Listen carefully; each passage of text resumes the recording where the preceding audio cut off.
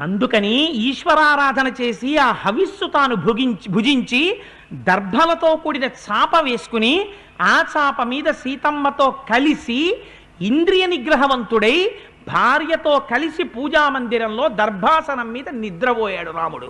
ఇంకొక జాము ఉందనగానే నిద్ర లేచాడు.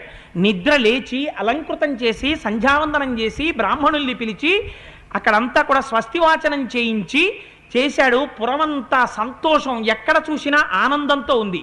దీనికి ఉపవాసం అని పేరు. ఇవాళ రేపు ఉపవాసం అంటే ఎంత భ్రష్టు పట్టిందంటే, ఒళ్ళు ఊగిపోతున్నా, ఒంటి నిండా షుగర్ ఉన్నా, అలా ఉండకరా చచ్చిపోతామని డాక్టర్ చెప్పినా భగవంతుడి పేరు చెప్పి తినకపోవడం పెద్ద సర్టిఫికెట్ అయిపోయింది. అది దరిద్రం అనుభవించుట. అలా చెయ్యడం కలిసి రాదు కూడా. అటువంటి ఉపవాసములు చెయ్యను కూడదు, అటువంటి ఉపవాసములను ప్రోత్సహించను కూడదు. అంటే నా ఉద్దేశం నవకాయ పిండి